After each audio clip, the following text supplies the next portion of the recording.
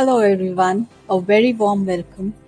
Before I hand over to Venkatesh to introduce the speakers of the day and host the discussion panel for the show, please allow me a few minutes to welcome and encourage our new guests to also register for our HNBC membership. That is HealThyRam Niramaya Bharat Community Membership. With all our hearts, welcome you to join our journey through our future series for putting in collective efforts as a community. Let's reach out to help our like-minded friends register. We encourage you to even ask your colleagues and contacts to join, volunteer, promote, and support this initiative. And those who are wellness experts, masters, and thought leaders to come forward and join hands with the community on this online platform to reach out to a global audience. Because we have the power to change the world by working together.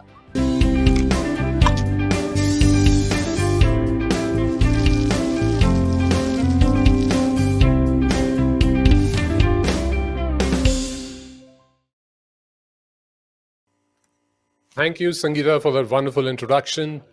Namaste, everybody, from wherever you're joining, and welcome to this live session on the International Day of Yoga from our studios at HealThyRam.com, the wellness of the body, mind, and soul. And we have a wonderful guest today with us, corporate lifestyle to pursue a more balanced and fulfilling yogic lifestyle.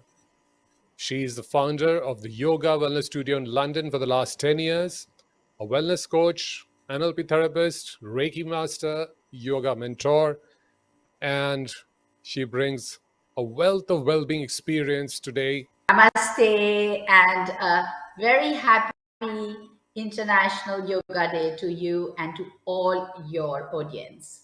First up, how do you define wellness?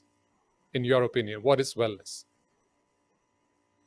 Yes, I think that is the buzzword these days. And today we find that it is universally acceptable. And in fact, post-pandemic, people are really coming forward to embrace yoga. And that's what I'm finding here in London. Overwhelming responses from people to really find that sense of well-being. So what is it that you can call well-being? I would say, simply put, it's something where you feel pleasant, where you feel good about your body, good about yourself, good about your life. So, I would call that wellness. We've been hearing so much about yoga, different forms of yoga. People think it's, whether it's beneficial just physically or is more to it. So what benefits, if you can share some thoughts on that?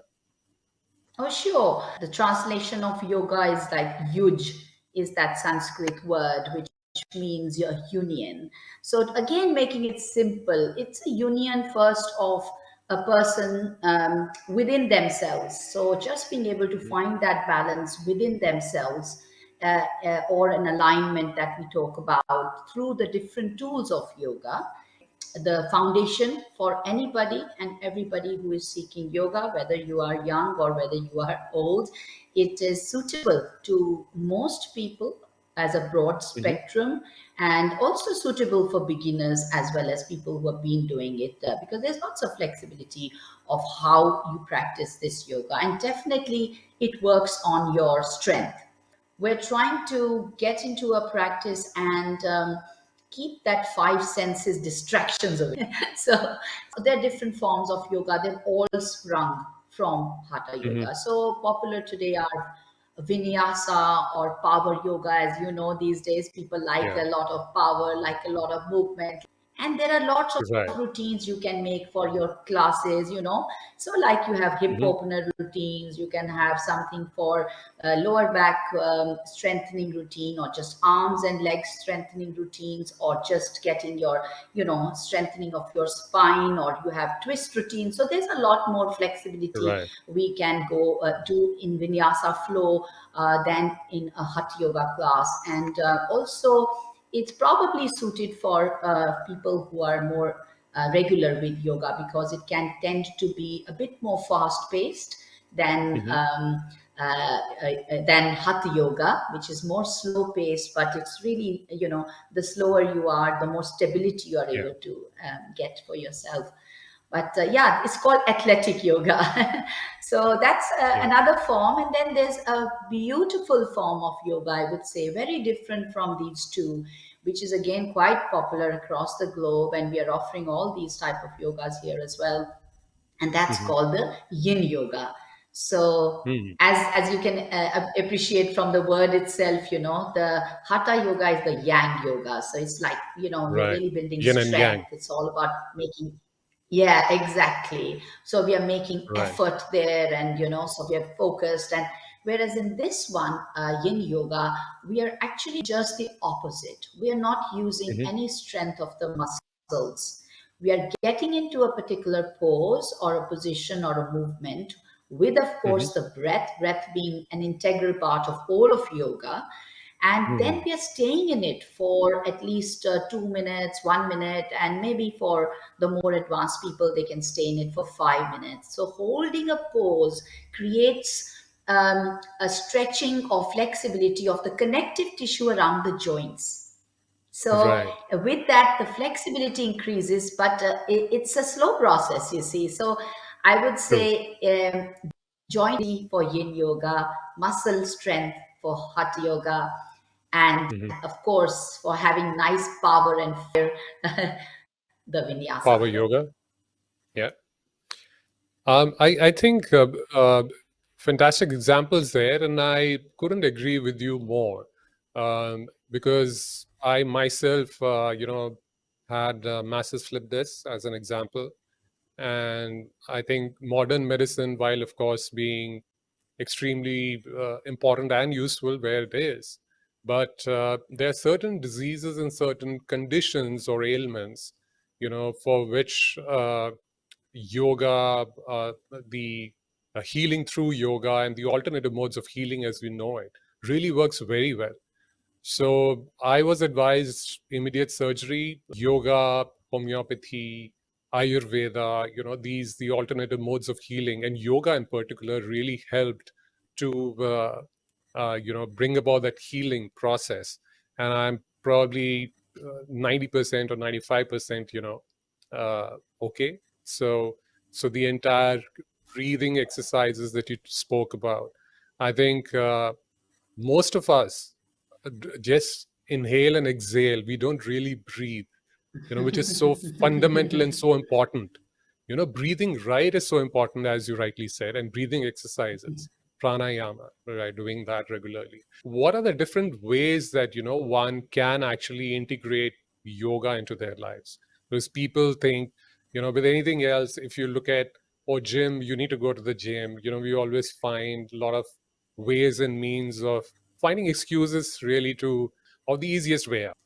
So Venki, this is an excellent question, and a very powerful answer, I would say, is you can integrate yoga the most easily than any Right. other practice that you are learning. Foundation of yoga, the hatha yoga, is based on 8 fundamental principles. So the first thing that Yeah. anybody and everybody can benefit from a yoga class or a yoga membership is to learn how to breathe consciously. So one is learning different techniques. I would even step before that and say just becoming more conscious of breathing and creating the Mhm. ritual of even 3 to 5 minutes.